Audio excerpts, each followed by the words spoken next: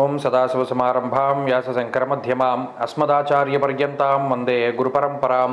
జ్యోతిషశాస్త్రాన్ని భావితరాల వారికి ప్రసాదించిన ఋషుల యొక్క పాదపద్మాలకి నమస్కారం చేసుకుంటూ, అలాగే నాకు ఈ జ్యోతిష విద్యని నేర్పిన గురువర్యులు జ్యోతిష బ్రహ్మ కీర్తిశేషులు శ్రీ ఈరంకి సూర్యనారాయణమూర్తి గారు, సూర్యశ్రీ దైవజ్ఞ గారి యొక్క పాదపద్మాలకి నమస్కారం చేసుకుంటూ, ఓం శ్రీ మహాగణాధిపతి నమః, శ్రీ గురుభ్యో నమః, హరి ఓం.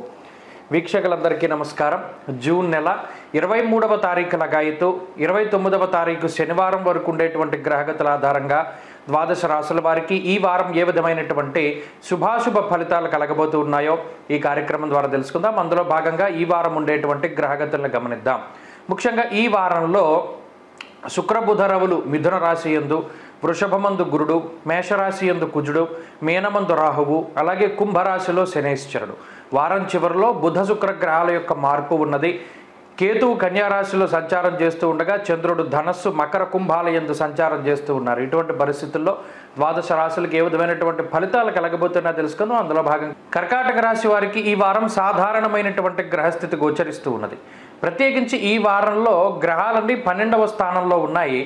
వారాంతమందు శుక్ర శనివారాల్లో మాత్రం గ్రహాలు జన్మ రాశిలోకి సంచారం చేస్తూ ఉన్నాయి. తత్ఫలితంగా వారం యొక్క ప్రారంభం నుండి మధ్య వరకు ఉండేటువంటి గ్రహస్థితి కొంత ఇబ్బందికరంగాను, వారం మధ్య నుండి వారాంతం వరకు ఉండేటువంటి గ్రహస్థితి కొంత అనుకూలంగాను ఉండబోతూ ఉన్నది. ఈ రాశి వారికి ఉన్నటువంటి ఏకైక బలం గురుబలం.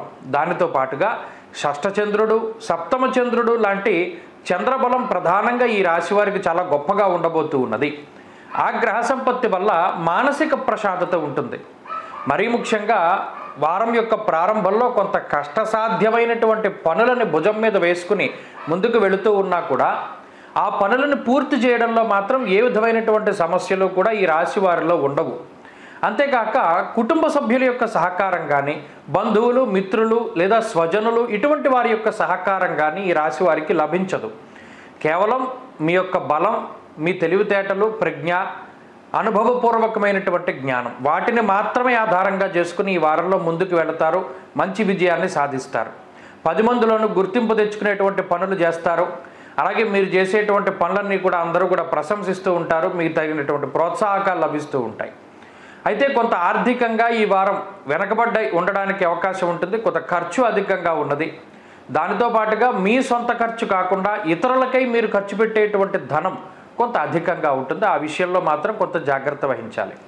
ఆరోగ్యం పట్ల కూడా శ్రద్ధ వహించాలి. వ్యయమందు రవి, అష్టమంలో శనేశ్వరుడు ఉన్నప్పుడు ప్రయాణాలు చేసేటప్పుడు చాలా జాగ్రత్తగా ఉండడం, ప్రత్యేకించి ఆహార పదార్థాలను తీసుకునేటప్పుడు అవి సరిగా ఉన్నాయా, పాడయ్యాయా, బాగున్నాయా అనేటువంటి విషయాన్ని 1-2 సార్లు ఆలోచన చేసి ఆహారాన్ని తీసుకుంటూ ఉండాలి.